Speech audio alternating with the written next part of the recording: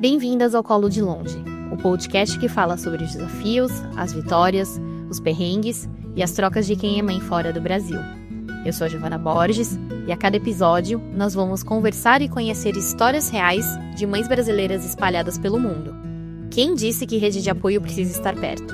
Aqui, o colo chega, mesmo de longe. Se você também é mãe, está grávida ou se aventura na maternidade fora do Brasil, este é seu lugar. Vamos juntas nessa jornada de acolhimento, conexão e muito mais.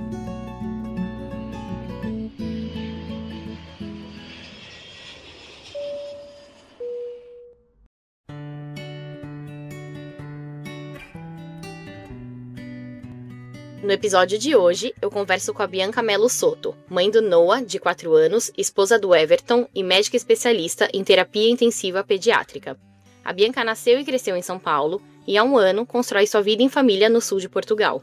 A nossa conversa vai girar em torno de um tema que une sua vida profissional e pessoal, a saúde infantil na experiência da mãe imigrante. Vamos falar sobre como é lidar com médicos e doenças fora do Brasil, o que observar nas crianças, práticas simples de cuidados no dia a dia e também sobre a adaptação da Bianca como mãe nesse novo país. Bibi, seja muito bem-vinda. Obrigada, querida. Obrigada pelo convite. É um prazer estar aqui e um prazer falar sobre um assunto que eu gosto tanto, né? Que é juntar minha vida pessoal com a minha vida profissional. E Bibi, então me conta um pouquinho da sua história, como que foi a transição de São Paulo para o sul de Portugal. Muitas pessoas te seguem no Instagram, acho que muita gente aqui deve ouvir e falar, mas eu já conheço, eu já sigo ela. Mas tem muita gente nova que também mora fora e não te conhece. Então, queria que você contasse um pouco da sua trajetória, o porquê que você decidiu mudar, assim, como foi estourar a bolha São Paulo para viver o mundo, né? Eu falo que foi um passo de muita fé e muita coragem, assim, porque acho que você também passou por isso, né, de mudar de país, não é fácil, né, largar a rede de apoio, largar o que a gente conhece e explorar o desconhecido, porque por mais que a gente conheça o país, né, é desconhecido, mudar como imigrante, como moradora. Para quem não me conhece, né, então eu sou pediatra de formação, eu fiz 2 formações, fiz pediatria e depois fiz terapia intensiva pediátrica, sempre trabalhei em hospital, em UTIs, até começar a me questionar esse processo de saúde e doença, porque a gente aprendia muito na faculdade sobre doença e aprendia muito pouco sobre prevenção de doença, então eu comecei a me questionar muito isso. E apesar de eu ter uma especialidade muito voltada para alopatia, para doença mesmo, crianças realmente doentes, eu me questionava, assim, como que a gente chegava naquele ponto, se era normal mesmo criança ficar tão doente, isso antes de ser mãe. Em 2018, eu abri uma clínica médica em São Paulo, multidisciplinar, então tinha nutricionista, pediatra, médico, GO, fisioterapeuta, fono, dentista, e durante 5 anos eu tive essa clínica. E foi quando eu comecei a migrar para a medicina integrativa, né? Que era a minha fome, assim, de entender, né? Como que a gente adoecia, por que a gente adoecia, por que a gente aprendia na faculdade que era normal ficar tão doente. Eu não conseguia entender aquilo como uma coisa normal.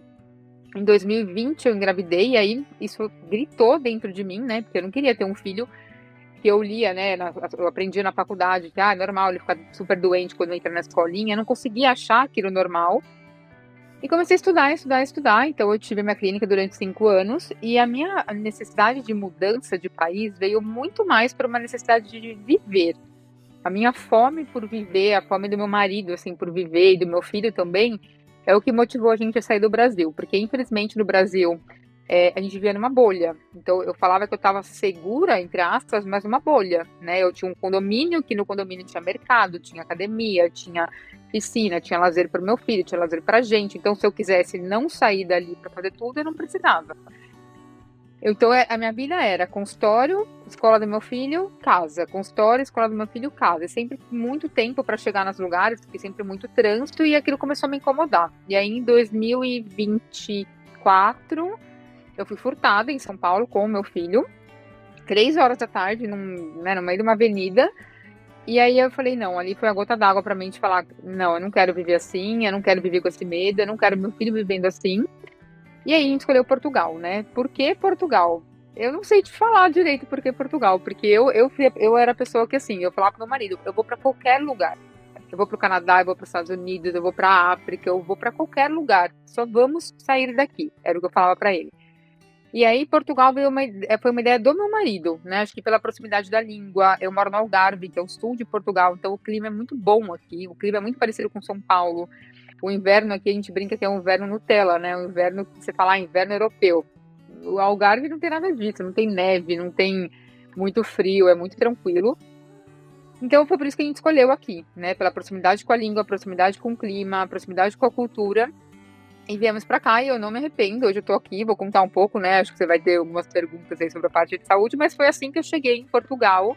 Hoje, eu, meu marido, meu filho de 4 anos e meio, e agora eu tô grávida de um outro bebê. Então, agora mais um desafio profissional e pessoal e de lidar com a saúde em outro país, né? Como uma mãe imigrante, eu não tenho cidadania portuguesa, né? Me perguntam muito, eu não tenho. Eu tô aqui como residente legal, com visto legal, mas eu não sou cidadã portuguesa. Então, assim que eu cheguei em Portugal. E Bibi, me conta como foi pra você, como mãe, chegar no novo país com o Noah. Eu sei que você, né, como eu falei, eu te sigo, você é muito próxima da sua mãe, da sua sogra, então tinha ali uma rede de apoio, até a sua funcionária. Existia ali, né, um pessoal cuidando e olhando se não era você, tinha outras pessoas. Existiu alguma aflição inicial, alguma ansiedade, do tipo, será que ele vai se adaptar? Como que vai ser pra ele? Porque a gente engole, né? A gente engole seco e a gente passa por as coisas, a gente adulto, né? Dá pra racionalizar. Criança, não tanto. Então, eu tive meu filho aqui, então ele já é canadense, já entrou ali no baile. Mas quando a gente muda com uma criança, existe o baque da família, dos hábitos, dos amigos, do bairro, da escola. Existiu alguma aflição de você não conseguir dormir à noite com medo? Ou foi assim, gente, ó, tá decidido, chegando lá a gente vê o que faz?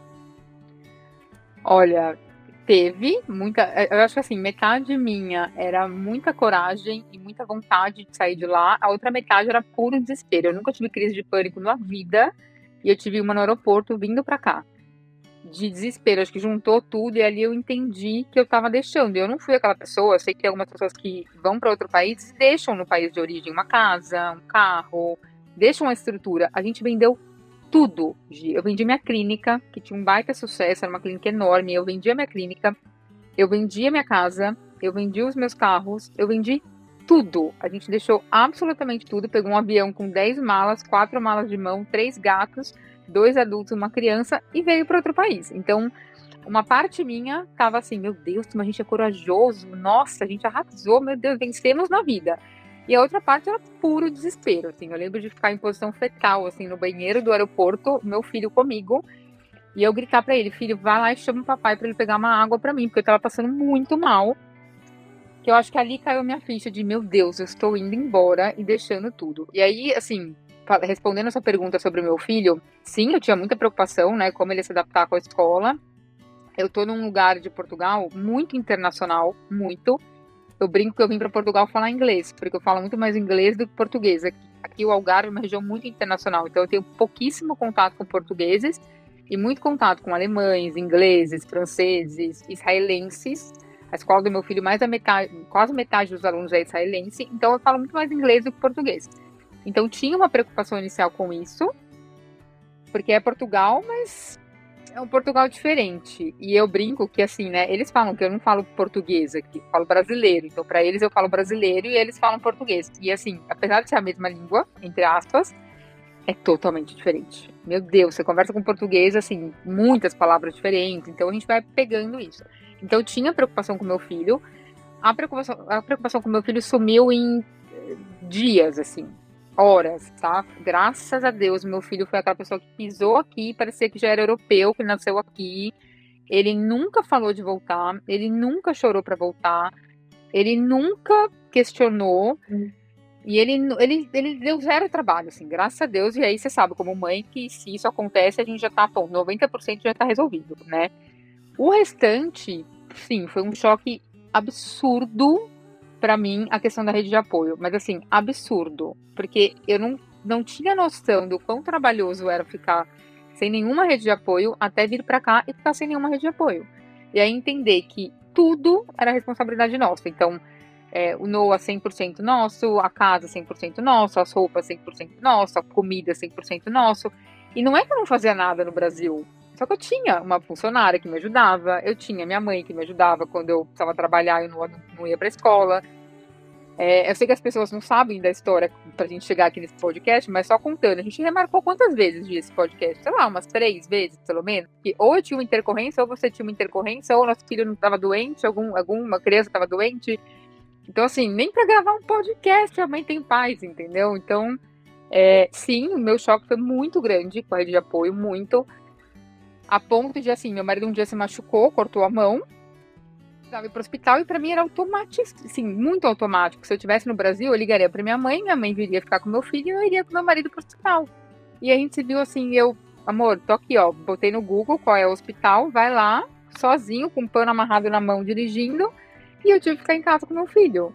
Então, assim, foi um choque muito grande a questão da rede de apoio, mas agora já tem 1 ano e 2 meses que eu tô aqui. Hoje eu diria que a gente tá muito automático, assim, muito acostumado, a ponto de tá tudo bem, a gente vai no flow, assim, eu tô falando com você, eu tô vendo um monte de roupa pra eu dobrar aqui em cima da minha mesa, né, vida real, mas tá tudo bem, a gente aprendeu a viver nesse caos de a gente mesmo, então se acontecer alguma coisa com a gente, a gente tem que se virar, no máximo um fica com Noah e torce pra os 3 não ficarem doentes ao mesmo tempo, senão ferrou, né, a casa vai virar do avesso. Mas sim, assim, eu diria que, resumindo, a preocupação com meu filho existiu, mas instantaneamente ela foi embora. E o meu choque mesmo não foi nem cultural, foi com a rede de apoio. Porque eu tinha muita e de repente, zero.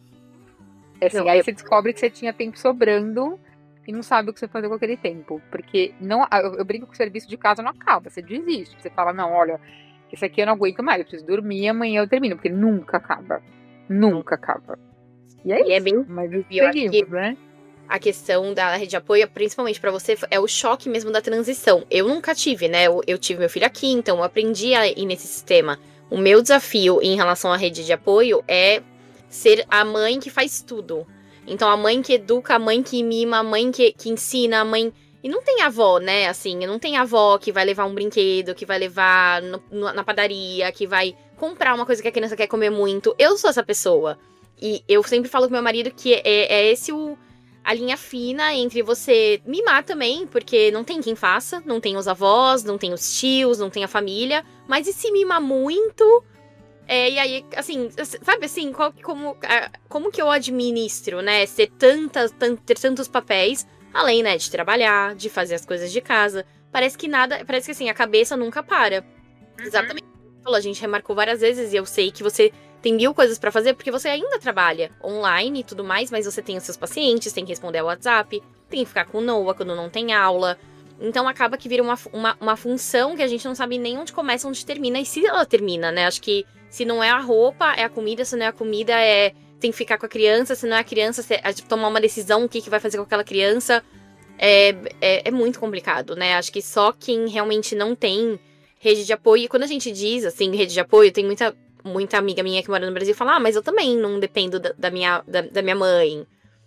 Cara, você pode não depender, mas você não ter é muito diferente, assim, igual você falou, do hospital, eu sempre penso, quando eu quiser meu segundo filho, eu falo, ai, tomara que a minha mãe consiga vir, porque senão eu vou ter que parir no hospital, e meu filho vai ter que ir junto. Porque ele vai ter que ficar lá sentadinho olhando tudo acontecer. Aí se for um parto de horas e horas e horas, ele vai ficar lá horas e horas e horas. Porque eu não tenho com quem deixar. Ele não vai ficar com ninguém. Então é esse tipo de dinâmica, independente da rede de apoio do Brasil ser muito presente ou não, você tem alguém para emergências, né? E no caso do seu marido foi até pro hospital com um pano amarrado sozinho. Porque realmente não... Assim, não tem muito o que fazer, né? E é muito, muito complicado. E aí, falando dessa parte da saúde, né? Que entrando nessa parte de hospital e tudo mais. Bom, você é médica no Brasil, atendia no sistema privado também. Então, tinha o acesso aos planos das pessoas, né? Você passa a receita, a pessoa vai e compra, faz o exame através do plano, aquela coisa toda. E aqui não é assim. Não é tão simples quanto era simples, eu digo, quem tinha rede privada no Brasil versus quem não tem aqui. E depende do sistema público. Pra mim foi uma surpresa, acho que pra todo mundo é uma surpresa, porém você é médica, então o olhar é muito diferente. Então eu queria que você falasse a maior surpresa do sistema de saúde. Eu sei que assim, a gente procura, a gente vai nos grupos de Facebook, a gente lê online, mas quando a gente muda e precisa do sistema, cara, é muito diferente. Então eu queria que você falasse dessa experiência sua como médica e a sua surpresa ao chegar em Portugal e falar, gente, como assim? O que tá acontecendo? Nossa, menina, essa aí daria um podcast de umas 4 horas só pra eu te contar os babados que eu já conheço daqui. Vamos lá, eu tô no processo de validação do meu diploma aqui em Portugal, é um processo bem longo, um ano e pouco, então tem várias provas, a minha prova agora é em novembro, a primeira prova, então eu já sabia que eu viria atendendo online, que eu posso, né, do Brasil, é permitido isso, eu tô regularizada no Brasil, e eu já sabia um pouco dos desafios de quem morava fora, porque eu já atendia muita gente de fora. Só que é uma coisa muito diferente, você tá no Brasil ali com o meu plano de saúde, eu podia coletar exame a hora que eu quisesse, eu quisesse fazer um ultrassom todo dia do meu filho, eu podia fazer, né? E você viver e saber que você não tem jeito pra dar. Porque no Brasil eu conhecia todo mundo, eu conhecia obstetra, eu conhecia pediatra, eu conhecia fono, físio, eu conhecia tudo, assim. Se alguém me pedisse indicação, eu conhecia a pessoa pessoalmente, eu sabia quem tá. De repente eu vim pra um país que eu não conheço nada, as pessoas não me conhecem, eu caí, né? Eu tenho aqui o que a gente chama de seguro saúde, que é diferente, um pouco diferente do Brasil, e é totalmente diferente do convênio do Brasil. E numa região que eu brinco que é como se fosse o interior de São Paulo, né? Como se Lisboa fosse o São Paulo e o Algarve o interior. Então, assim, esse foi um choque muito grande para mim. Por um lado, Gi, assim, pelo fato de eu ser pediatra, eu ter muita informação de prevenção, de suplementação, que é o que eu trabalho hoje, né, dentro da medicina integrativa, isso me tranquilizou por um lado, porque eu sabia, né, o que lidar, como lidar com alguma intercorrência do meu filho, mesmo do meu marido, mesmo minha. Eu trouxe do Brasil, basicamente, uma farmácia. E pacientes meus que vão viajar ou que vão mudar, eu também falo, olha, leva tudo. Porque no Brasil tem muita coisa que a gente consegue comprar fácil, que fora a gente não consegue e vice-versa, né? Tem coisa que no Brasil é difícil de comprar, que fora você compra fácil, e coisa que é muito fácil de comprar, que fora você não consegue. Então eu trouxe tudo que você imagina de alopatia, de homeopatia, de fitoterapia, de natural a não natural, tudo eu trouxe. Porque eu falei, bom, eu não sei qual é o acesso à saúde, eu não sei se eu vou encontrar alguém, mas tá tudo na minha casa. Quando eu cheguei aqui, pra você ter uma ideia, tá? Eu tô morando há 1 ano e 2 meses aqui. Agora eu consegui médico da família e somente porque eu tô grávida. Porque eu ouço relatos que, nossa, as pessoas ficam morando aqui 8, 10 anos, tá? Eu postei esses dias um stories de eu no centro de saúde e falando que eu fui chamada depois de 1 ano e 2 meses. Todo mundo, nossa, mas agradece. Eu tô aqui há 5 anos, tô aqui há 6 anos e nunca fui chamada. Então, ali eu já vi que o buraco era mais embaixo, entendeu? E eu só fui chamada porque eu fui todos os dias no centro de saúde, encher o saco lá pra falar, gente, eu tô grávida, eu preciso eu tô grávida. Óbvio, né, que em paralelo eu tava me mexendo, eu tava fazendo meu pré-natal, eu tenho informação e tal, mas e quem não tem? E quem não tem o conhecimento que eu tenho? E eu começava a ficar desesperada, que eu falava pro meu marido, eu falava, gente, eu tenho conhecimento, eu já colhi meus exames, eu já marquei o meu morfológico no primeiro trimestre, porque eu sei que é importante, mas e quem não tem essa informação? Vai perder, vai ser negligenciado. E aí, de tanto eu ligar lá e de tanto eu aparecer lá, acho que o cara não aguentava mais ouvir minha voz e me deu uma vaga e eu passei. E assim, aí foi o primeiro choque, então, foi esse de entender que o seguro saúde era muito diferente do convênio, que eu não podia ir para onde eu quisesse, quando eu quisesse, para o médico que eu quisesse, e mesmo se eu pudesse, eu não conhecia os médicos. Então, é a segunda barreira, né? Tá, vamos supor que eu tivesse um seguro maravilhoso, que eu entrasse lá e falasse, eu quero uma dermato para amanhã. Não é assim que acontece, você sabe muito bem que não é assim. Mas ainda que fosse, eu não conhecia ninguém. Então eu olhava os nomes, por exemplo, dos médicos e falava, tá, mas e aí? Tipo, olha, fulano tem Denise. Denise tem cara de uma médica boa? Não sei. Era uma loucura, porque eu não sabia. Simplesmente não sabia. Então o que me ajudou muito foram os grupos de mães, né? Eu fiz um grupo de mães antes de vir para Portugal, né? De seguidoras que eram daqui. E elas sempre me ajudam, mas aí veio o segundo choque, né? Que foi assim, legal, eu tinha um grupo de mães que podia me dar indicação, mesmo se eu pudesse pagar, né? Então tá bom, não vou fazer pelo seguro, eu vou pagar. Gente, eu preciso de uma... Eu lembro que o primeiro choque que eu tive foi quando eu levei meu filho num dentista. E aí eu pedi uma indicação. Todas as pessoas do grupo são minhas seguidoras, então elas sabem qual é o meu perfil, como que eu falo dos profissionais, o que eu acho interessante e tal. Tá bom, me indicaram uma pessoa, mas 5 pessoas me indicaram uma médica, uma dentista. Quando eu fui lá, gente, eu não sabia o que falar no grupo. Porque assim, eu entrei, a pessoa não olhou na minha cara, ela não me chamou pelo nome, ela não perguntou meu nome, ela não perguntou o nome do meu filho, ela não perguntou o histórico dele. Eu cheguei lá, ela abriu a boca do meu filho, fez uma limpeza, eu saí, ela não perguntou sequer se eu tinha alguma queixa. E eu saí tão em choque, assim, de falar, gente, esse é o profissional bom que vocês... Esse é o melhor que vocês têm aqui pra me indicar. E aí eu lembro que eu falei no grupo, falei, olha, né, com muita delicadeza, muita ética, expliquei os pontos que eu achava que não dava.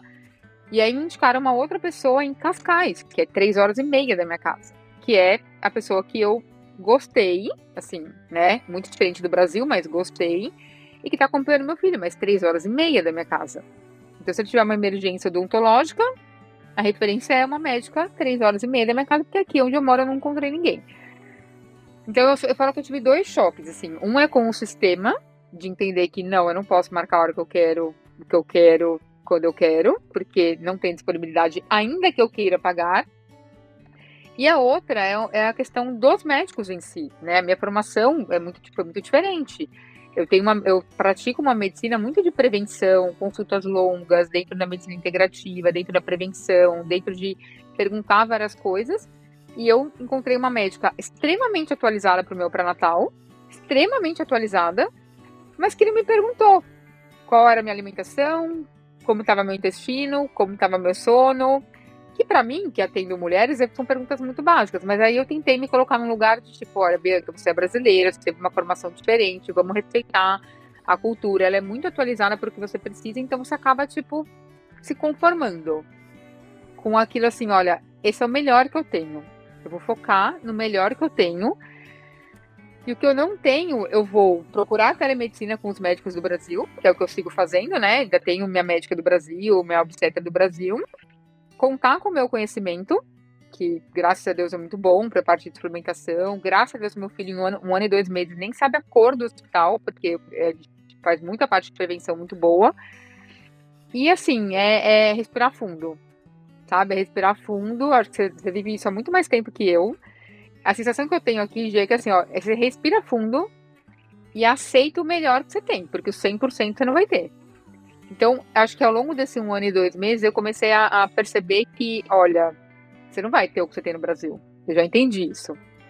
E eu brinco muito assim, olha, tudo em Portugal é melhor que o Brasil, pra mim, tá? Na minha experiência, tudo que eu vivo aqui é melhor, menos a saúde.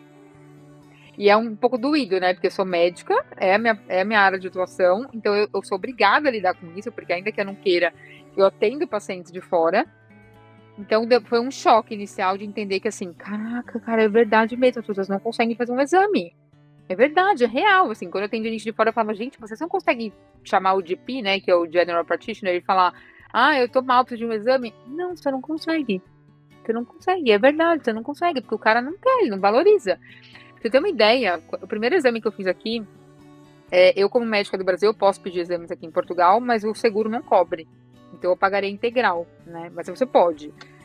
Mas assim, a gente tá falando de 1.000 euros, 1.200 euros, sendo que se eu fizesse pelo seguro, eu pagava 100, pagava 10%. Então eu falei, bom, peraí, então deixa eu fazer o seguinte, eu vou tentar um médico português para só transcrever os meus exames. Só isso, eu tinha uma requisição e eu queria que transcrevesse. Sem brincadeira, tá? Eu não tô exagerando no que eu tô falando. Eu fiz 8 consultas online com o meu seguro, 8. Sem brincadeira, eu marquei 8. Me apresentando como médica no meu lugar, né? Tipo, olha, uma boa, sou médica, tô aqui com uma prescrição minha, preciso de exames. E ninguém aceitou. Ninguém aceitou. Ninguém aceitou transcrever, porque eles falam pra mim assim, mas por que você tá pedindo selênio? Ninguém pede selênio, não tem que coletar selênio. Mas por que você tá pedindo zinco? A gente não colhe zinco. Não, você não precisa fazer zinco. E eu falava, você não precisa interpretar, eu só quero coletar. Não, eu não consegui. Eu não consegui. Eu só consegui, e aí, eu agradeço, né, a visibilidade do Instagram e tal, porque eu fui desabafar sobre isso, e uma médica portuguesa que me seguia me chamou e me ajudou. Ela prescreveu os exames pra mim. Só que, e quem não tem isso? E quem não tem essa pessoa que tá seguindo ela, que tá desabafando e tá ajudando, entendeu? Então, isso me dói muito, porque é minha área, é o que eu vivo, é a medicina que eu acredito, e aí você vê que realmente, fora do Brasil, é muito difícil você conseguir o que você tem lá. Então eu falo para as pessoas do Brasil, né? A gente tava conversando antes de começar aqui. Cara, eu vou pro Brasil, é maratona. Eu vou agora passar 2 meses no final do ano, eu já agendei osteopata, dentista, as massagens que eu gosto, meus exames de sangue, exames do meu filho, exames do meu marido, oftalmo. E assim, é uma maratona. E as pessoas falavam, nossa, eu vou pro Brasil num descanso. Agora eu entendo. Porque você aproveita para fazer tudo que você não tem aqui, né? Então, Resumindo, assim, é um desafio, mas eu prefiro sempre me atentar e me segurar a parte boa de estar aqui. Então, assim, a balança sempre é muito mais positiva para estar fora do Brasil.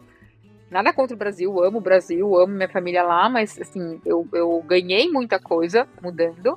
Mas a saúde, e você que tá vivendo isso há mais tempo, vou dar um exemplo prático, tá? O meu pré-natal do meu primeiro filho, meu marido em tudo comigo. Por quê? Óbvio, eu não tinha outro filho, e ainda se eu tivesse outro filho, meu filho ficaria com a minha mãe e ele iria comigo. Agora eu tô agora 11 semanas, quando o podcast sair, eu vou estar com um pouquinho mais, aí, se Deus quiser. E meu marido não foi nada comigo. Porque a gente não tem com quem deixar meu filho. Então ele fica com meu filho pra eu ir nas consultas em Lisboa, por exemplo. Então, assim, isso pra mim é um choque de falar, cara, ele não consegue ir no pré-natal comigo, porque quem fica com a criança? Quem fica com a criança? E isso que você falou de você nunca teve rede de apoio, então você não sentiu o choque que eu senti, é muito real, porque eu vejo os pacientes falando que moram fora, né? Quando eu falo isso, eles falam, eu não percebi isso, porque eu nunca tive. Mas eu tinha, né? Então o baque pra mim foi, sim, surreal. Mas, assim, eu ainda acho que a gente ganha muito, né? Para os nossos filhos de segurança, tranquilidade. Estando fora, infelizmente o Brasil, nesse ponto, né? Tá muito complicado. Então é isso, a gente respira, foca na parte boa, um dia de cada vez, faz o que dá, aproveita as maratonas do Brasil. E aí, torce pra não ficar doente, né? E toda hora torce pra não precisar de hospital, porque é aquela coisa, né? Ficar horas, o hospital aqui realmente não é como no Brasil, que você vai, se você tem alguma necessidade. Enfim, você não sabe o que é, você vai, em, sei lá, 2, 3 horinhas você tá em casa, né? Às vezes um pouquinho mais. Mas aqui, gente, você vai ficar um tempão. Meu filho teve bronquiolite com 10 meses. E a gente ficou assim, a gente chegou no hospital de manhã e a gente foi pro quarto tipo umas 6 da tarde. A minha sorte é que ele tava, assim, ele tinha o que, 10 meses, então era um pouco mais fácil de administrar do que agora, que ele tem quase 2. Aí seria bem difícil, mas ele tava também bem doente, então ele acabou dormindo muito, mas a gente ficou tipo numa salinha da enfermagem de manhã até 6 horas da tarde, esperando um quarto e tal. E assim, a gente levou as coisas, né? Mas era eu e o meu marido olhando e falando, o que a gente vai fazer agora? Quem que vai faltar ao trabalho? Porque vai fazer o que agora? E aí aquela nem lembro se era no meio de uma semana, daí eu também tinha pego o vírus, né? Que é aquele vírus respiratório RSV aqui. Também tava com febre. Também tava muito mal, alguém tinha que ficar no hospital com ele, então eu não queria largar, então eu dormia tremendo de frio, com febre alta, mas eu tinha que ficar lá, porque meu filho tava lá, tava internado, tinha que ficar. Então, quando você passa por isso, você fala, cara, nada me abala. Porque quando você passa por isso, sem mãe, sem pai, seu filho doente, você revezando com seu marido, só pra você voltar pra casa, pra tomar banho, voltar, pensando na logística ainda de um filho só. Se tivesse 2, nem sei como ia fazer. Você fala, gente, assim, eu sei que é muito complicado a saúde mesmo. A gente tem médico de família.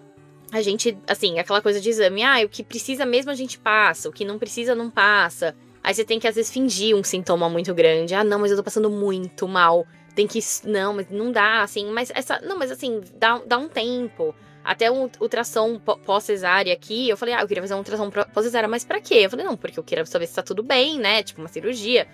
Eu sei que ele, assim, eu pedi em maio, eles me ligaram em setembro pra fazer ultrassom. Daí eles quiseram refazer outro, daí eu falei, tá bom, mas quando? Lá em fevereiro.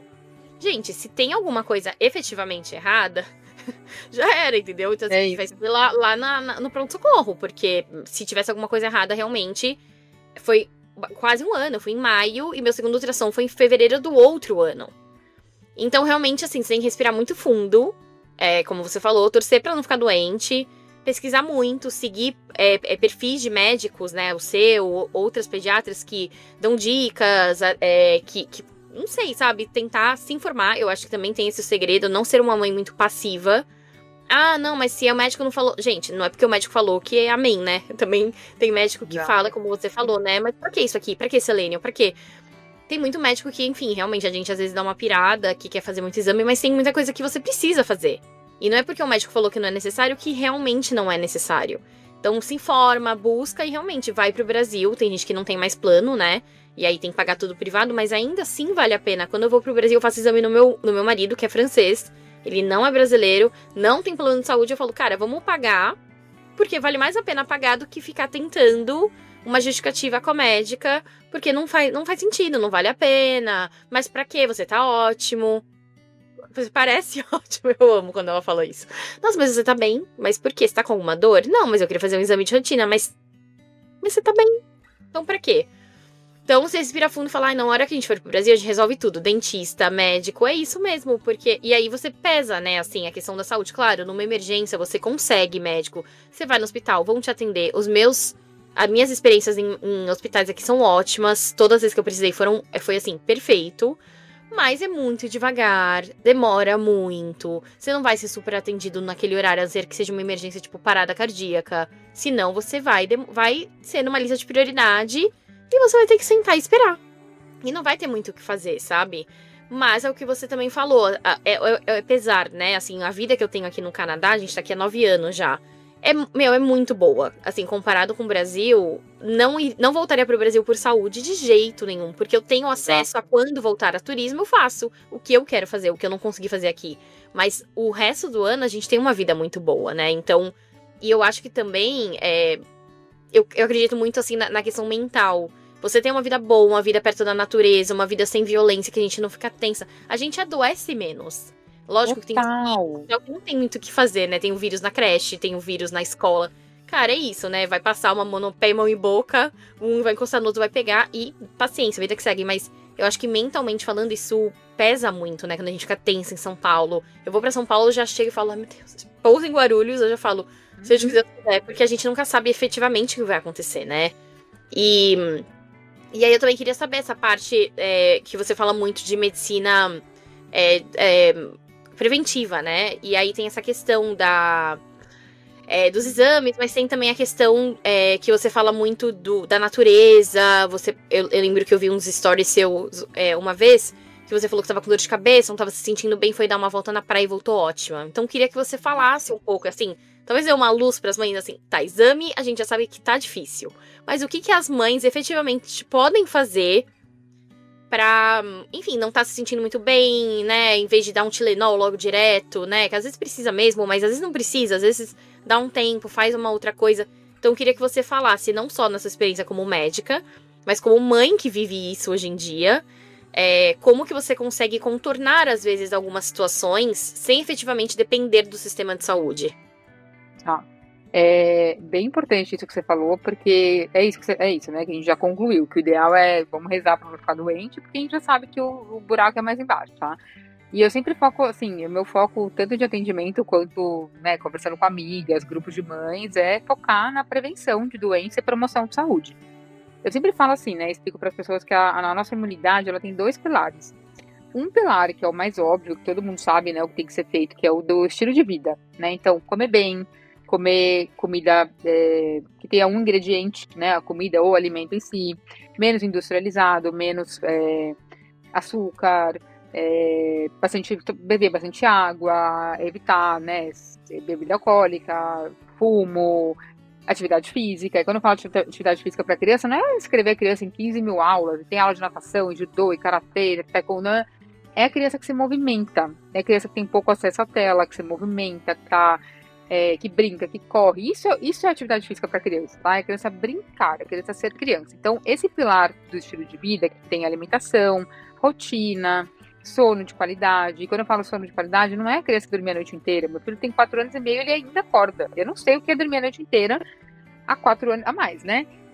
Desde a gravidez. Mas pra mim tá tudo bem. O sono dele, ele dorme cedo, ele acorda uma vez, chama a gente fica com ele. Então, todos esses pilares do estilo de vida são fundamentais e é o mais poderoso para a nossa saúde. E eu acho que é o mais difícil de fazer, principalmente para adulto. Porque a criança, ainda assim, né, minimamente você consegue contornar. O adulto é um pouco mais difícil, porque ele tem que trabalhar, ele sabe o que tem que ser feito, mas ele não gosta de atividade física, ele já tem os vícios alimentares. Então, assim, eu sempre falo que a criança é um potinho de ouro. Porque, assim, quem compra a comida da criança e bota no prato dela somos nós, adultos. E a gente tem que exercer a nossa autorresponsabilidade em relação a esse pilar da imunidade.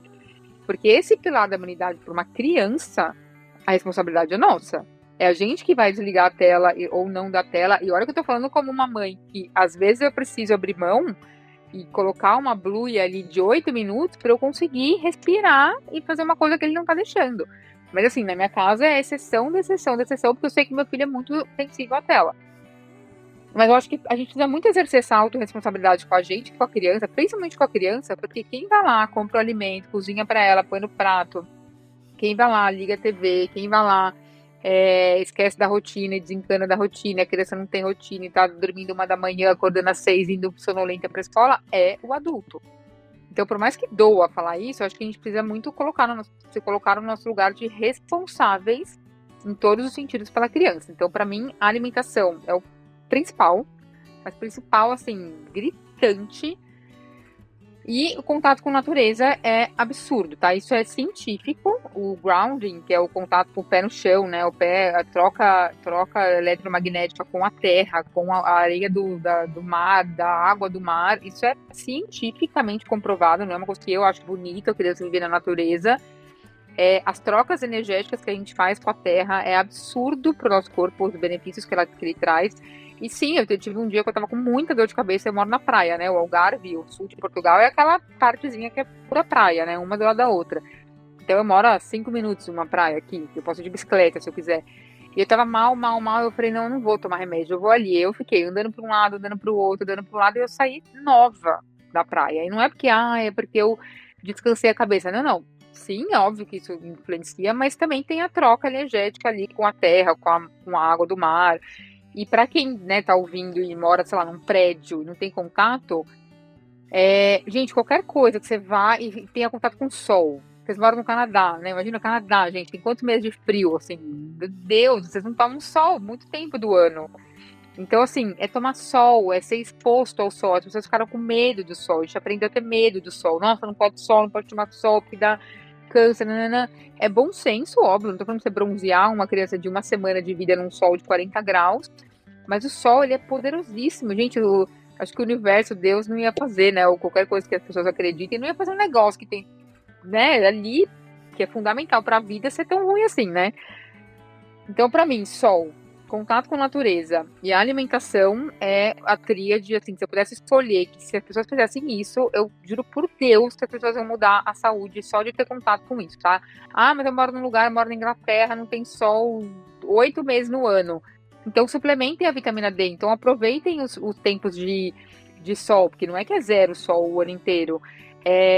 Não é que no inverno tem 0 sol, né? Mas o sol que aparecer ali, ó, exposto o máximo possível, sem proteção solar, para garantir os benefícios. Esse é um pilar muito importante da imunidade. O outro pilar que eu considero também um dos mais importantes é não atrapalhar o que o corpo sabe fazer. E aí as pessoas pecam muito nesse lado, né? Porque a gente, como mãe, a gente tem um imediatismo muito grande, né? A gente tá podre ali com a virose, vomitando mal, parece estar atropelada, com febre, largada no sofá, e a gente fala, não, mas beleza, vou respeitar meu corpo, cara, tô mal mesmo, é assim, vamos lá, é assim, tô ruim mesmo. Só que se a gente vê o nosso filho assim, a gente não suporta, a gente não consegue ver aquilo, e aí a gente começa pirona, paracetamol, ibuprofeno, e aí quando você vê, tudo aquilo tá atrapalhando a cura do corpo. Tá? Porque o que é a febre? A febre é o corpo aumentando a temperatura, aumentando o trabalho, recrutando mais células de defesa para combater alguma coisa. Então ela é muito boa. Não vou entrar na polêmica da febre, convulsão, tá? Porque a gente pode fazer um podcast só por isso, só para isso depois, tá? Mas assim, a febre ela é benéfica. Eu sei, quem tá ouvindo aí não me xinga, porque eu sei que eu tô falando isso do auge do meu privilégio, benefício de ser pediatra, ter informação, ter tudo para examinar meu filho, ficar tranquila. Eu sei. Mas os meus pacientes que vão ouvindo isso 1 vez, 2, 3, eles começam a aprender, eles começam a tentar não medicar quando vem alguma coisa. Eles começam a tentar se colocar no lugar da criança e entender que assim, pô, eu não fico prostrado quando eu tô doente. Eu fico mal, eu quero sofá, a minha mãe, um chazinho. Por que meu filho não pode ficar prostrado? Por que eu não aceito? Por que eu não tolero aquilo? Uma coisa é deixar a criança sofrendo. Meu filho tá doente, eu vou largar ele lá no quarto, eu vou trancar a porta e não quero ver. Eu não quero ver porque eu tenho coisa pra fazer. Isso pra mim é sofrimento. Outra coisa é seu filho tá doente, eu já falo que assim, é o dia da função, né? Eu não vou conseguir fazer nada, já sei que não vou fazer nada em casa, que eu vou ficar ali, ó, colinho, ele não vai querer comer, eu vou assistir, eu vou fazer 15 mil receitas, porque eu quero que ele coma alguma coisa. Isso não é sofrimento. Isso é você tá acolhendo uma criança, entendendo o processo do corpo, entendendo o processo natural da doença, entendendo que isso também acontece com você e aceitando que seu filho também pode passar por aquilo, e você tá presente ali. E aí você deixa o corpo fazer o que ele tem que fazer. Então, quando a gente não medica uma febre, quando a gente não dá um antibiótico numa virose, que não adianta nada, só vai ter prejuízo. Quando a gente não atrapalha aquele corpo e deixa ele fazer o que ele tem que fazer e dá condições para ele combater aquilo de uma forma melhor, cara, isso é fundamental para a saúde. Eu sei que, né, do auge do meu privilégio, a gente tá aqui 1 ano e 2 meses, meu filho nunca teve nada. E olha que ele vai pra escola, tá? Desde 1 ano e 3 meses, é aquela catarreira toda. Ele teve, pra não falar que ele não teve nada, 2 febres em 1 ano e 2 meses, que a gente ficou lá na função, né? Isso, ninguém conseguiu trabalhar, ficamos ali com ele, pronto, melhorou. E aí, dando umas dicas pras mães, né?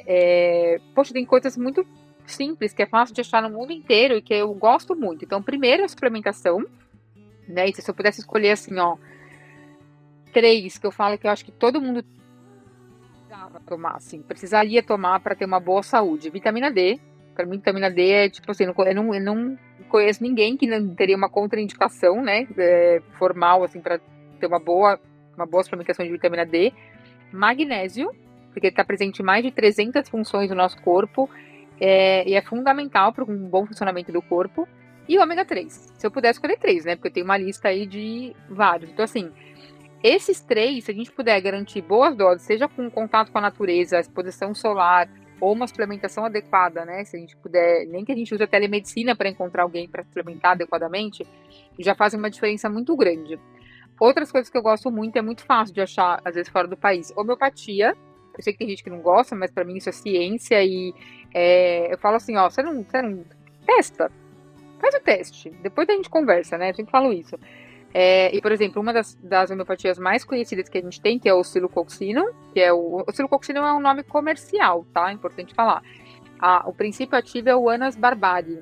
Então, Anas barbariae é uma coisa que você pode digitar no Google, de onde você mora, você vai achar, e é um excelente homeopático para prevenção. Então, geralmente eu indico para os pacientes tomarem uma vez por semana, ou o ano inteiro, ou nos períodos mais de virose, mais frio, e é muito fácil de achar. Um outro fitoterápico que também é muito fácil de achar fora do país é o Pelargonium sidoides, que é o famoso caloba que a gente tem. Então, Pelargonium sidoides é um fitoterápico que tem evidência de diminuir a replicação viral, diminuir o tempo de doença, melhorar as defesas do corpo. Então, assim, eu brinco que uma boa suplementação, um caloba e um pelargonium, né? Um caloba e um pelargonium, um caloba e um oscilococcinum. Uma boa alimentação e contato com a natureza, eu duvido a pessoa não sentir diferença, tá? Tanto para adulto quanto para criança. Eu acompanho muito pacientes fora que não conseguem fazer exames, então a gente fala, tá bom. Eu sempre falo que assim, bom, bem feito, é melhor do que o ótimo não feito. Então, eu não tenho exame? Então eu não vou ter como me guiar por exames. Mas eu posso fazer uma boa suplementação, mesmo não tendo exame, sabendo quais são as principais deficiências nutricionais da infância. Vitamina A, zinco, selênio, iodo, ferro, complexo B, vitamina D, acho que eu já falei. Então, assim, sabendo quais são as principais deficiências nutricionais da infância, eu consigo guiar a minha alimentação e a minha suplementação para isso. Então, uma boa suplementação, uma boa alimentação, bons hábitos, contato com a natureza, contato com o sol, e essas mandingas aí que eu brinco de mãe, né? O pelargonium, o oscilococcinum, cara, assim, não tem como não melhorar a saúde. Não tem. Mas eu diria que se eu pudesse chutar uma, eu apostaria na alimentação. Eu espero que todo mundo...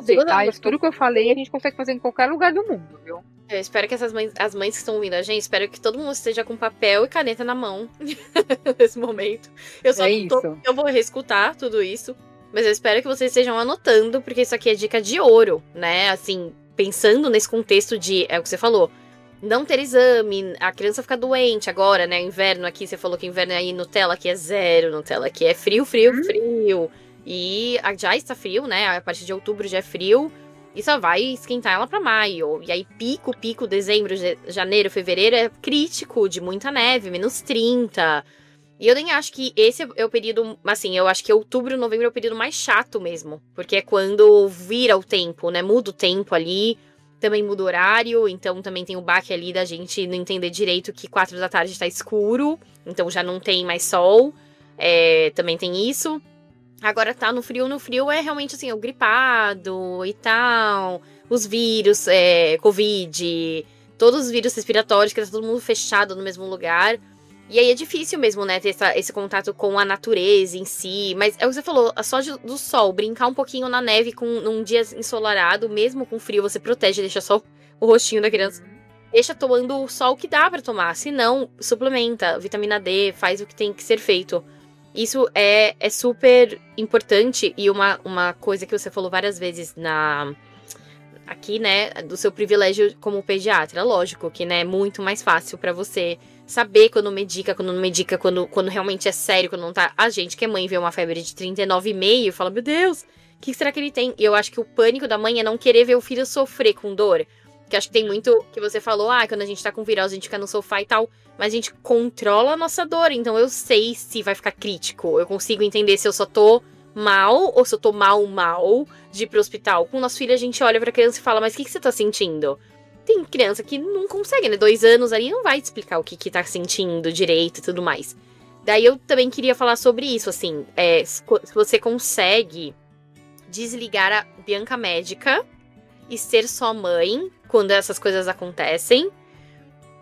E se você não consegue, ou consegue, que dica que você daria pras mães comuns aqui? Eu, por exemplo, porque, né, o que você falou do seu privilégio como pediatra, você olha e você fala, não, acho que dá pra esperar.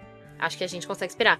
Mas e quem não tem conhecimento, assim, qual que é o momento de esperar? Qual que é o momento de não surtar? Porque a gente não tem esse on e off de médico. A gente só tem a função mãe. E aí eu super entendo isso que você fala, espera, deixa o corpo reagir, mas a gente espera até quando, né? Nem falando de convulsão, porque eu acho que bateu febre de 41, não tem muito o que discutir. Mas às vezes é uma febre de 38,5, 39, a mãe já lá, Tilenol, Advil e tal. Mas também vem da preocupação, às vezes, de não querer ir pro hospital, já vamos medicar logo, porque se for sério, com a medicação não vai baixar, às vezes é uma otite que também não tem, né, vai ter que precisar talvez de um antibiótico que tá muito grave, já tá muito inflamado, enfim. Então eu queria que você falasse como você consegue desligar a Bibi pediatra, Bibi mãe, e a gente, meros mortais, que não tem esse on and off, como que a gente faz pra efetivamente olhar e falar, tá, eu acho que precisa mesmo de assistência médica. Tá. Deixa eu só falar uma coisa que você falou da neve, né? Gente, eu nem consigo imaginar um lugar com menos 30, não faz parte da minha realidade. Eu nem sei se eu conseguiria ficar assim, porque é diferente do que eu vivo. Mas, assim, só pra você entender, até uma dica pra você que mora aí no Canadá, ou pra outras pessoas que estão ouvindo e que moram em lugares muito frios, a neve é natureza, tá? Então, o próprio contato com a neve, e assim, é engraçado, porque eu tenho pacientes na Alemanha, por exemplo, que é muito frio, e eles têm na creche o horário de sair da neve, ficarem expostos. Eu tenho uma paciente no Canadá, inclusive ela mora em Montreal, era uma escola Waldorf, e ela tinha um momento de ficar exposta. Eles têm, aí assim, gente, eu não sei, acho que quem tá acostumado com menos 30 tem outro termostato no corpo, entendeu? Eu acho que eu não consigo nem imaginar essa temperatura, tá? Eu nunca cheguei nem perto disso. Mas as crianças ficam expostas. Então, isso também é importante, tá? Eu sei que, óbvio, né? Não é frio, óbvio que é frio, ninguém tá falando que não é frio, mas você pode ter contato com a natureza mesmo a menos 30, tá? Voltando, né, pro que você falou, se eu consigo desligar, impossível, não consigo. A Bianca mãe, a Bianca pediatra, ainda mais que meu marido é engenheiro, né? Então, assim, eu sei que quando alguém fica doente aqui em casa, todos os olhos se voltam para mim, que quem vai dominar a situação, conduzir a situação, sou eu. Mas eu sempre falo assim, né? A informação, ela liberta, ela é poderosa. Tem aquela frase, né? Ignorância é uma bênção, e eu concordo também. Quando você não tem informação, você meio que passa e vai, mas assim, na sorte, né? Não quer dizer que você está fazendo melhor. E eu sempre acho que a informação é uma bênção e a informação liberta e ela é muito poderosa, tá? Eu vou dar um exemplo do meu marido que talvez vocês entendam. Você comentou assim, né? 41 graus de febre, não tem o que discutir. Eu, Bianca, com a minha informação, com o que eu estudo sobre febre, dou graças a Deus quando meu filho faz uma febre alta. E quanto mais alta, mais feliz eu fico. Por quê? Eu entendo e eu sei os mecanismos que quanto mais alto ele tá, né, levando a temperatura, mais rápido ele vai sanar e vai ficar bom, porque ele tá elevando a temperatura, elevando o trabalho do corpo e combatendo aquilo muito mais rápido. O máximo que meu filho fez foi 40,6, foi o máximo. O meu marido olhou pra mim e falou, Bianca, mesmo assim, tipo, 40,6 mesmo? Tipo, só pra confirmar, ele falou. Eu falei, mesmo, pode dormir, deixa aqui comigo que eu vou. Então, de novo, né, é um privilégio meu. Tô te falando isso porque, assim, a convulsão febril não tem a ver com o quão alto chega a temperatura. E é até importante para as pessoas entenderem isso, para não ficar aquela febrefobia, né, de, meu Deus, o 38 vai convulsionar, tá. E 100% das crianças que eu tenho que tiveram convulsão febril estavam medicadas. Então, a medicação, ela não impede a convulsão febril em quem vai convulsionar por uma predisposição genética, por uma predisposição individual, e não tem a ver ao quão alto chega a temperatura, muito mais o quão rápido aumenta a temperatura e uma predisposição, tá? Porque senão todo mundo que tivesse 40 graus de febre convulsionava. E a gente sabe que não é verdade isso. Meu filho já teve várias vezes mais de 40 e nunca convulsionava. Então, dito isso, e sabendo que eu não separo uma coisa na outra, o que eu falo para as mães? Eu vou falar para vocês o que eu falo para os meus pacientes, né? É importante saber reconhecer sinais de alerta. Então, para mim, essa é a chave.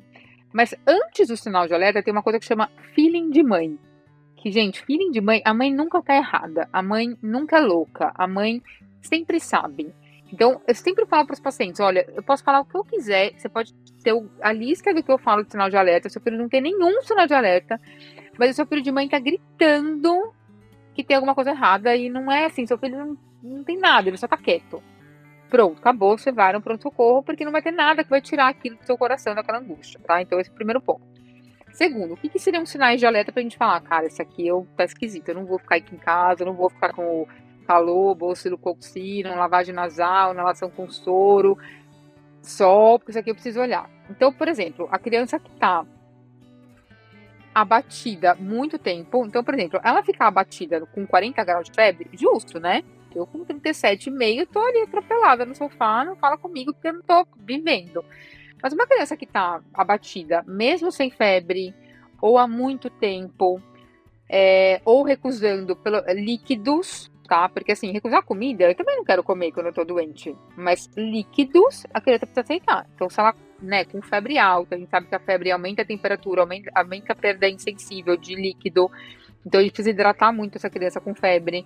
Não tá querendo tomar nem líquido. Opa, sinal de alerta. Vamos tentar tudo, assim. Vamos tentar um suco, vamos tentar um chá, vamos tentar uma água de coco, vamos tentar nada entra. O sinal de alerta pra gente falar, pô, essa criança não pode desidratar, porque um dos riscos da febre é a desidratação se a gente não hidratar corretamente.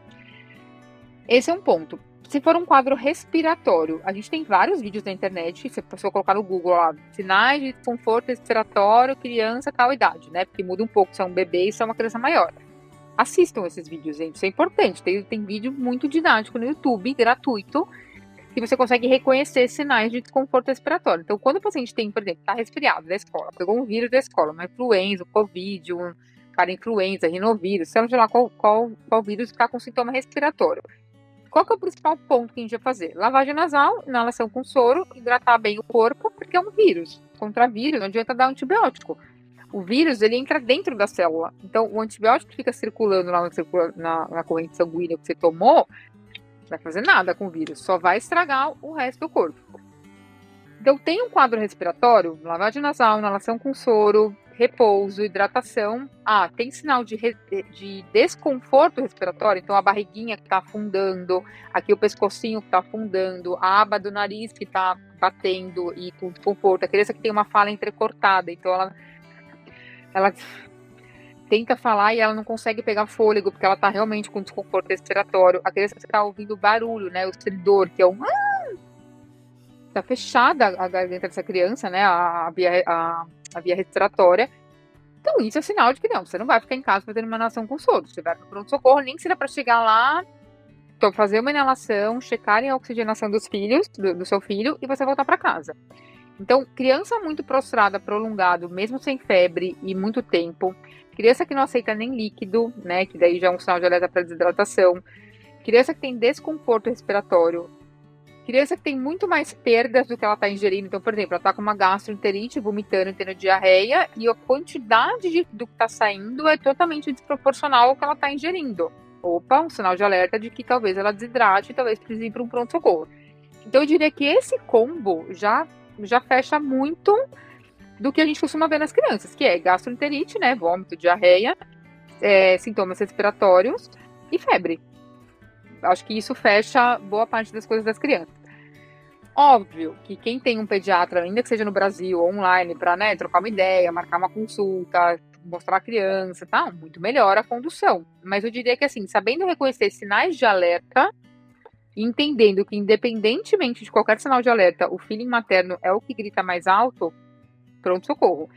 E eu gosto, para quem mora fora, assim, não é uma coisa que a gente tem que tomar muito cuidado com isso. Mas, por exemplo, ter um oxímetro em casa é uma coisa que você pode comprar na internet, é baratinho e tal. Óbvio, precisa saber fazer uma boa leitura, não é colocar ali o oxímetro no dedo e pá, já veio o primeiro número. Não, tem que esperar um tempo. Geralmente ele mostra uma curvinha, essa curvinha tem que estar bem estável durante um tempo para dar uma medida. Mas são coisas que você pode ter em casa e que te dá um alerta. Porque assim, se a criança está sem desconforto respiratório, mas está com uma saturação menor que 90%, 92%, pronto, socorro, acabou. Ela não precisa estar com desconforto respiratório. Você vai. Então, tem coisas que você pode ter em casa com uma boa informação que ajuda, né? Você ir cercando. Poxa, e é óbvio, né? Todo mundo quer evitar um pronto-socorro. Quer dizer, você vai com um vírus bobo e chega lá e volta com um vírus muito pior. Mas tem hora que é necessário, né? E eu acho que sabendo reconhecer sinais de alerta, esse que eu falei, e sabendo que o nosso filhinho é muito mais, fala muito mais alto do que tudo isso, a gente consegue cercar um pouco, né? E eu acho que a informação no sentido de entender o que é a febre, entender o que é um vírus, entender que o antibiótico não vai matar o vírus, ele só vai matar um monte de bactéria boa e piorar o quadro da criança. E uma coisa que eu quero deixar, assim, importante é, quando a gente fala de criança, 99% das coisas que elas têm é virose. Eu sei que todo mundo odeia, né? Quando a gente fala, quando o médico falou que era virose. Gente, mas é verdade. É verdade. Mais de 90% das infecções das crianças são virais. E tudo isso para dizer que, se é viral, não adianta dar antibiótico. Não adianta dar corticoide. Né? Lógico, né? Uma laringite grave, talvez elas se beneficiem de um corticoide, mas o uso indiscriminado de antibiótico para tanta doença viral na criança é muito ruim. Entra naquele parâmetro lá que eu falei da imunidade, que é o não atrapalhar. E o não atrapalhar é não dar antibiótico quando não tem que dar. Claro, quando estiver muito bem indicado, meu filho teve uma internação por pneumonia que ele tomou. Tá tudo bem, eu não sou contra remédio. Sou contra a medicação desnecessária ou não adequada para aquele quadro. Então, assim, acho que eu daria essa dica para as mães, né, que têm essas inseguranças. Assistam vídeos na internet de, por exemplo, reconhecer desconforto respiratório, como desengasgar uma criança. Gente, isso aí é o básico. Tem vídeo na internet, gratuito, bota lá no Google, como é que faz. Porque você não quer aprender na hora que seu filho está engasgado. Você quer aprender na hora que seu filho está lá sem respirar. Então, são coisas que vocês já podem fazer, quem está assistindo, né? Vai lá assistir um vídeo sobre desengasgo, vai lá assistir um vídeo sobre desconforto respiratório na idade do seu filho. Monta um kit de primeiros socorros em casa. Estou falando para vocês se medicarem sem automedicarem? Não, é um kit de primeiros socorros, gente. Para você não minimamente conseguir, sei lá, seu filho se cortou, você ter alguma coisa para colocar em cima e ir para o hospital. Então, isso são coisas bem básicas. Eu tenho até um curso de farmacinha de viagem, que até no meu Instagram, que lá eu mostro o que eu trouxe para Portugal. Então, para quem é de fora e quer acessar esse material, tem um custo muito baixo, é um valor simbólico. E tem, por exemplo, tudo que eu tenho na minha casa. E lá eu explico que não é uma intenção de automedicação, mas é uma intenção de, olha, eu tenho um oxímetro aqui, eu tenho aqui esse aqui, o inalador, que eu falei, o negócio para lavar o nariz. E são coisas que as homeopatias que a gente está falando aqui. E assim, dá para segurar muita coisa, sabe? Com informação básica, um kit de primeiros socorros e essas noções de reconhecer sinais de alerta. A gente falou bastante aqui da medicina preventiva, então os pilares, a alimentação, a prevenção, né? A suplementação e tudo mais, junto com a natureza. Você percebe que hoje em dia os pais estão mais abertos a isso do que antigamente, assim? Nossos pais, nossos avós, ou você acha que as pessoas estão muito mais imediatistas do tipo, tá com febre, Tilenol, porque talvez seja mais acessível do que antes? Como que você vê, assim, hoje em dia, perfil dos seus pacientes, internet, também tem muita informação, o que é muito bom, ter muita informação, mas também pode ser muito ruim, porque cada um falou uma coisa, aí você não sabe direito o que você segue, e aí você acaba talvez fazendo até escolhas ruins, porque um falou uma coisa, outro falou outra, e você não sabe o que fazer e fez uma escolha errada. Então, eu queria que você falasse um pouco, assim, dessa perspectiva de principalmente de mãe morando fora, assim, se você vê que as pessoas no Brasil têm um perfil, e aí morando fora você já vai pra uma medicina mais natural mesmo, porque não dá pra levar no médico, então vou me virar. Como que você vê esse cenário atual, assim? Eu acho que tem os dois perfis, tá, Gi? Eu acho que isso não vai mudar, isso não vai acabar, isso sempre vai ter essa dualidade, sempre vai ter gente que prefere o médico mais tradicional, que passa antibiótico para tudo, que medica para qualquer coisa, e vai ter gente que vai procurar uma outra linha, uma linha mais natural, uma linha mais preventiva. Então, eu vejo isso muito dividido, mas os meus pacientes, obviamente, são muito da linha mais natural, menos remédio, mais suplementação, mais natureza e tal, porque eu já tenho esse viés, né? Como eu já me expus na internet, mostrando como é o meu estilo de atendimento, como que é meu estilo de exercer isso dentro da minha casa, como que é o que eu acredito, as pessoas já me procuram com esse perfil. Muito difícil alguém me procurar e ter um perfil muito alopático, muito diferente do meu, tá? O que eu vejo, assim, ó, por exemplo, eu moro num lugar, meu marido brinca assim, cara, eu tô no sul de Portugal, imagina o interior de São Paulo, num lugar que só tem praia, estrangeiros que querem sair da vida muito atribulada, assim, dos grandes centros e vêm pra cá pra fugir do frio da Europa e pra fugir das grandes cidades. Então, eu tenho um viés de onde eu moro que, assim, gente, eu acho que se eu falar antibiótico aqui, a pessoa até cai pra trás, dura, assim. Então, eu hoje, né, eu saí de São Paulo, que era um núcleo totalmente ao contrário, né, de imediatista, tudo é pronto-socorro, muito fácil acesso a pronto-socorro, médico e tal, e vim para um outro lado, assim, 180 graus, que aqui você vai até nos grupos, assim, todo mundo tem gente vendendo leite cru da vaca que ele tem no quintal dele, a planta medicinal, a moça que faz ginecologia natural e vende, assim onde eu moro, entendeu? Então, hoje eu tô inserida num contexto que me favorece, porque é o que eu gosto, é o que eu, né, acredito e busco. E os meus pacientes são muito esse perfil também. E eu acho que tem esse perfil em todos os países. Eu acho que no Canadá, eu tenho pessoas no Canadá, por exemplo, que são muito meu estilo. Mas eu também já sei que elas conhecem a vizinha, a fulana da porta, que é um outro perfil. E tá tudo bem também, né? E eu acho que a internet hoje abriu um mundo de informação para vocês que são, né, leigas, mães. Muito legal. Eu entendo isso que você fala, de cada um fala uma coisa, a gente não sabe. Isso acontece comigo, tá? Que, por exemplo, eu sou pediatra. Eu não entendo de cirurgia. Eu não entendo de psiquiatria. Então, às vezes eu vou, sei lá, acompanhar psiquiatras no Instagram e eu falo, caraca, mas o fulano falou super mal disso, que o outro tá falando super bem, agora não entendi nada. Então, assim, isso também acontece com a gente, tá? Que é médico, pra vocês saberem, né? É óbvio que em outra escala, porque a gente tem uma base, mas vocês não estão sozinhas nessa questão. Que eu acho que é um pouco, por exemplo, que acontece com criação de filho. Gente, eu já acompanhei pessoas que eu gosto, que são super a favor de treino o sono da criança, ele tem que aprender a dormir sozinho e tal. E eu acompanho pessoas que fazem o oposto, que incentivam cama compartilhada, que a criança vai acordar mesmo até uma idade muito próxima da adolescência. E assim, eu acho que aí fica a lição para todo mundo que tá ouvindo e para você, o que faz sentido? O que faz sentido pra você? Pra mim, Bianca, como mãe, não faz sentido eu deixar meu filho chorar pra aprender a dormir. Mas pode ser que outra pessoa que tá me ouvindo aqui fale, não, mas pra mim isso faz muito sentido. Eu entendi que o fulano que estudou isso e tá tudo bem, entendeu? Então eu acho que dentro da medicina, cada mãe que tá ouvindo aqui tem que entender o que faz sentido pra você. Do que eu tô falando, do que você tá procurando de informação. Porque assim, ó, de verdade, gente, vocês vão ouvir, vocês vão encontrar pessoas confirmando o que vocês querem saber. Tá? Se você é da linha alopata, que tem que medicar, que febre é um perigo, convulsão, você vai encontrar médicos no Instagram que falam isso que eu tô te falando. Assim como se você for mais da minha linha, né, que não, a febre é boa, benéfica, não tem essa questão da convulsão do jeito que as pessoas falam e tal, você vai encontrar médicos falando isso, te respaldando. Então, acho que no fundo, o que faz sentido pra vocês? O que faz sentido pra vocês no que eu falei e no que eu expliquei sobre a febre e tal? O que fizer sentido, guarda no coração, usa pra vida. O que não fizer sentido, tá tudo bem, guarda ali. A gente pode ser amiga ainda, né? Eu falo que gente, eu não concordo 100% nem comigo, que dirá com alguém que eu sigo na internet, né? Concordo 100% nem com meu marido, que tô casada há 10 anos com ele, que dirá com alguém. Tá tudo bem discordar. Tá tudo bem a gente não concordar 100% em tudo.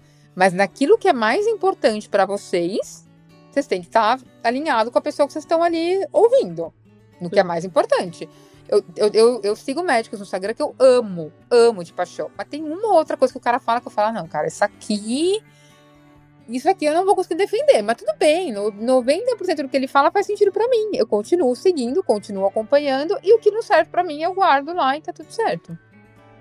E, Bibi, eu sei que a gente falou muito da febre, antibiótico e tudo mais, mas tem algum mito bem comum, tirando esses, da saúde infantil, Nossa. que você gostaria de desmistificar aqui? Vamos ser um pouquinho mais polêmica. A gente já tá sendo bem polêmica, porque algumas vezes vão ouvir falar, meu Deus, duas doidas. Mas, bom, eu queria... Bom, é o que você falou, né? Pega informação, faz sentido pra você. Mas eu queria que você talvez usasse esse espaço de muitas mães imigrantes que provavelmente estão vendo esse episódio querendo saber o que eu faço, né? Então, queria, se você pensar em algum mito que você fala, cara, todo mundo pensa isso, mas não é bem assim. Meio que no lance igual da febre, mas não da febre, que a gente já falou muito sobre isso. Tá, bom, acho que o mais clássico, né, é que, putz, friagem faz mal, né? Cara, você mora no Canadá, essas crianças estão acostumadas com menos 30. Eu tenho uma paciente que mora em Nunavut, que é no Canadá, mas assim, não é menos 30, é menos 50. É tipo, sol é luxo, entendeu? E a criança é lotada de saúde, entendeu? Então, assim, essa história de que o frio faz mal, né? A friagem faz mal, pra mim é o maior mito de vó que tem. Ai, a vovós que estão assistindo, por favor, não me odeiem, a gente ama vocês são maravilhosas, mas assim, cara, então como é que você explica uma criança que mora no Canadá, que tá ali no menos 30, exposta na escola Waldorf, ou que não seja Waldorf, mas assim, tá ali exposta e tá ótima, tá brincando na neve. Eu tenho uma paciente que ela me manda foto da filha dela bebê em Boston, comendo na neve, assim, ó, plena, tipo, linda, maravilhosa. Então, assim, esse mito de que o frio faz mal, de que não pode tomar friagem, criança não pode sair no frio, criança não pode... Nossa senhora, vai olhar as crianças aí que estão lotadas de saúde nos países que tem, né, muito, muito frio. Um outro mito pra mim, que não é um mito, mas também as avós vão odiar o que eu vou falar, mas é verdade, é a tal da criança coitadinha, né, de que, ai meu Deus, se a criança não comer aquilo, ela vai passar mal, ela vai ficar com vontade, ela vai... Tem algumas coisas que eles falam, né? Agora eu esqueci qual é a expressão que eles usam. Passar vontade. Vai passar vontade, vai ficar aguada. E assim, gente, a alimentação é a base de tudo, assim. Acho que de todos os problemas que eu tive na minha maternidade, que foram muitos, a alimentação é um que esse eu vou brigar até o fim. Eu vou brigar até o fim, porque eu sei o quanto isso faz bem pro meu filho. Óbvio que ele tem 4 anos e meio, ele vai num aniversário, ele come um bolo, ele não é também, gente, pelo amor de Deus, eu não botei meu filho numa bolha que não tem. Mas assim, isso é exceção da exceção, entendeu? A rotina dele, e isso faz muita diferença na infância. Lembra do que eu falei, né? Quem compra um negócio, cozinha pra criança e bota no prato dela é o adulto. Então, eu acho que esse é um outro mito, né? A criança, se ela não comer, ela vai passar mal, ela vai passar... A criança, coitadinha da criança que não come, né? Eu acho isso, além da febre, obviamente, e acho que a questão do... O pé no chão, o próprio contato com a natureza que eu falo, a minha mãe, às vezes ela vê meu filho, né, tá frio Portugal, né, gente? Eu tô falando isso pra pessoa que mora no Canadá, ela vai dar risada. Mas assim, sei lá, minha mãe é carioca, né, pra vocês entenderem. Então, minha mãe vem pra Portugal, ela acha que é um absurdo, ela fica deitada embaixo do aquecedor, no cobertor, passando mal. Ela no Canadá, nem bota ela no Canadá que ela morre. Acho que ela não sobrevive ao Canadá no inverno. Mas ela vê meu filho sair de camiseta sem manga e ela acha que ele vai ficar doente. Pra ela ficar descalço é um negócio impossível, assim. Ela me vê descalça, grávida, e fala, meu Deus, vai tomar friagem, não pode. E, gente, o pé descalço, o pé na terra, é uma das terapêuticas mais poderosas e gratuitas que a gente tem. Então, eu acho que assim, se eu fosse escolher mito de vó, né? Esse da criança coitadinha vai comer, vai ficar aguado, vai passar mal. Pé descalço também faz mal. A friagem faz mal. E a febre faz mal, assim. Eu acho que se a gente for a fundo desses mitos aí, entender que, cara, tem tanta beleza por trás. Tem um vídeo, digitem no Google, tá? Quem tá assistindo depois, coloca no YouTube. A febre pela pedagogia Waldorf, ou a febre pela antroposofia. Tem um vídeo lindíssimo, inclusive mostrando cientificamente os ganhos que as crianças têm depois de você deixar a febre agir. Isso de desenvolvimento, tá? É muito lindo, assim. Eu sei que eu sou uma entusiasta disso e eu romantizo mesmo isso, sabe? Porque eu vejo muita beleza na infância, e vou voltar pro assunto de que a criança é um potinho de ouro, gente. Se a gente entender isso, é tipo assim, caraca, eles têm o resto da vida pra não se lascar igual a gente já tá lascado, a gente adulto, né? A gente tá remediando tanta coisa da nossa infância, uma criança é aquele potinho de ouro, né? Que se a gente não estragar, cara, é muito lindo. Ver onde elas vão chegar, sabe? Nossa, eu amei que você falou da questão do frio, porque realmente, assim, quando tá muito, muito, muito extremo, eles acabam não saindo menos 30, assim. Mas, assim, menos 10, eles saem. E eles ficam 45 minutos lá fora. E aí eu tenho amigas que falam, nossa, mas eles saem. Eu falo, ai, graças a Deus, porque daí se ele sai na escola, eu não preciso sair, porque eu tô com preguiça de sair. Então, quando eu busco ele já saiu, ele já brincou lá fora. Então, se ele quiser sair, a gente sai, mas às vezes ele quer ficar dentro. Então, eu não me sinto mal, ai, putz, vai ter que sair e tal. Então, tem dias que realmente tá muito inviável, tá com muita neve, então não tem nem a logística de tirar, porque tem que botar bota, tem que botar... Aí tem que proteger, né? É aquilo, assim, o frio não vai... Lógico que você não vai deixar uma criança de manga curta no frio, ali fora, claro que não. Mas você colocando um bom casaco, uma boa bota, uma boa luva, deixa a criança brincar, deixa a criança lamber a neve, deixa a criança fazer... Realmente, eles saem aqui todos os dias, tirando quando chove... Todos os dias ele tá fora. Se tá 2 graus, 3 graus, eles saem. E aí, realmente, lógico, né? Tem que mandar um casaco bom, que aqui vende e tudo mais. Mas às vezes a gente coloca muita neura, assim, né? Nossa, não, mas vai ficar doente. Gente, mas o menino nem saiu, você já tá falando que vai ficar doente. Né? Mas aí dá uma coisa errada pra comer e aí vai justificar, né? Uma alimentação péssima. Vai falar, mas foi o frio. Não foi o frio, é o que você faz dia a dia, né? E claro, a gente falou no começo do podcast a questão da rede de apoio, não tem funcionário. Então, às vezes, é um desafio para os pais fazer uma alimentação balanceada e saudável todos os dias, com a falta de tempo, sem a rede de apoio. Mas, gente, se você já vai fazer né, assim, hoje é Halloween aqui, a gente tá gravando esse episódio um pouco mais cedo, e ontem à noite eu tava fazendo um muffin de espinafre com banana, porque eu queria um muffin verde, pra ele tomar o café da manhã como se fosse um muffin de monstro.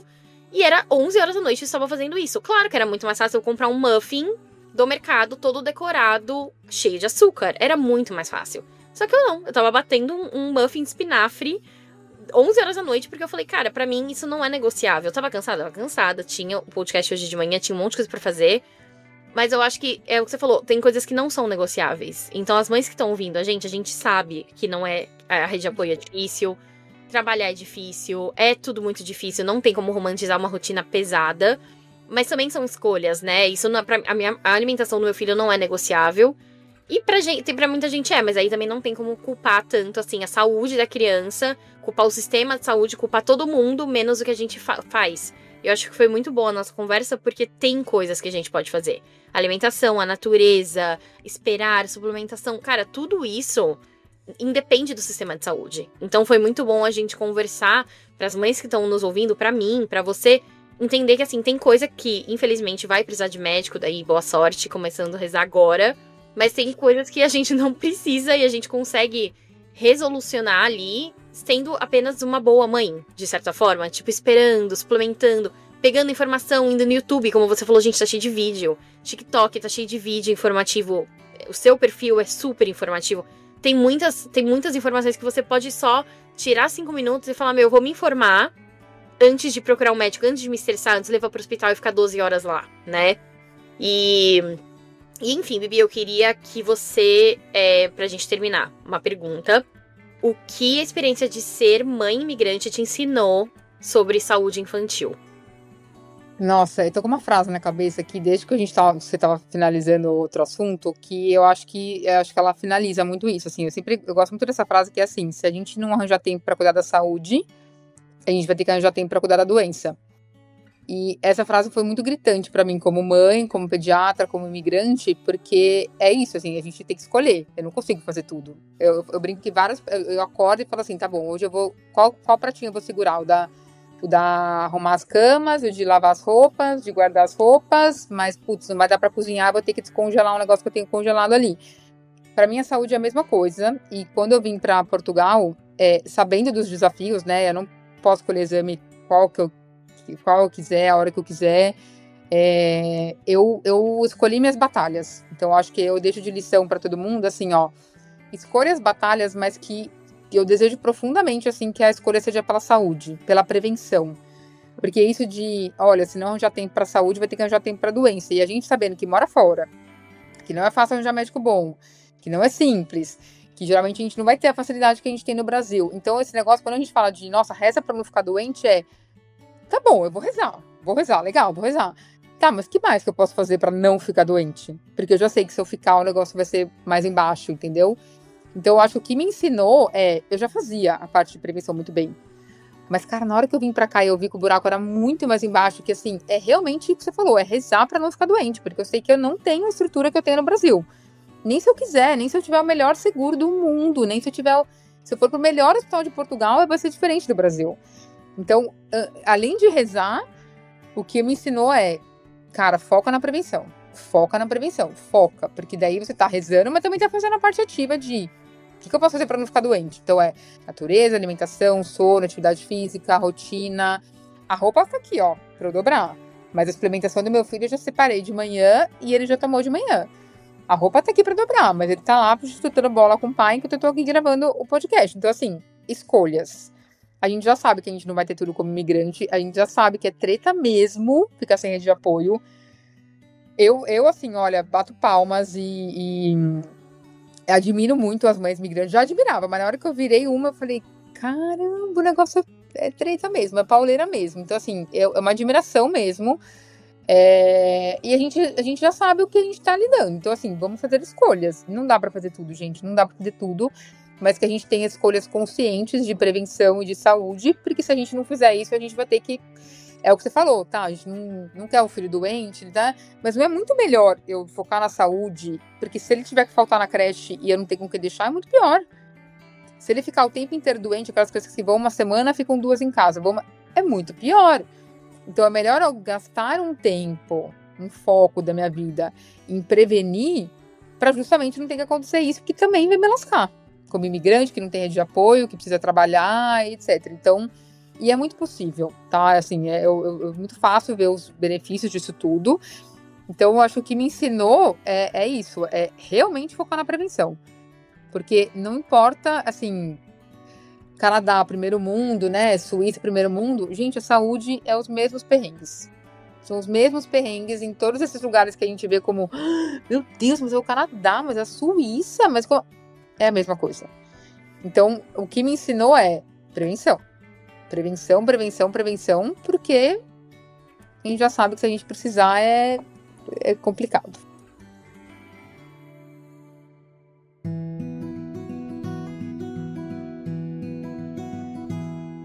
Obrigada por acompanhar mais um episódio do Colo de Longe.